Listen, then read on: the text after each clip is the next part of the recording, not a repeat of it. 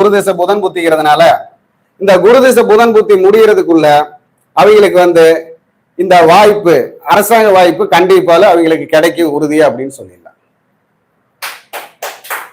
அதுக்கு என்ன அவங்க இப்ப பரிகாரம் பண்ணலாம்னு பாத்தீங்கன்னா, இந்த வர்த்தக வீடு அப்படின்னு சொல்றதுனால, இந்த வர்த்தக வீடுனா அப்ப இந்த மார்க்கெட் பகுதி அப்படின்னு சொல்லலாம்.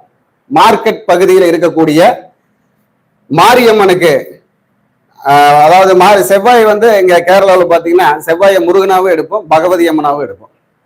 ஏன்னா அந்த பகவதி அம்மனுடைய அமைப்பெல்லாம் பாத்தீங்கன்னா வீரத்துலதான் வரும். அப்போ நீங்க உங்க ஊர்ல மார்க்கெட்டுக்கு பக்கத்தால் இருக்கக்கூடிய, அதாவது பத்ரகாளி அம்மன் இல்ல மாரியம்மன் அவங்களுக்கெல்லாம் பாத்தீங்கன்னா இளநீர் அபிஷேகம் செய்வது உங்களுக்கு சிறப்பை தரும்.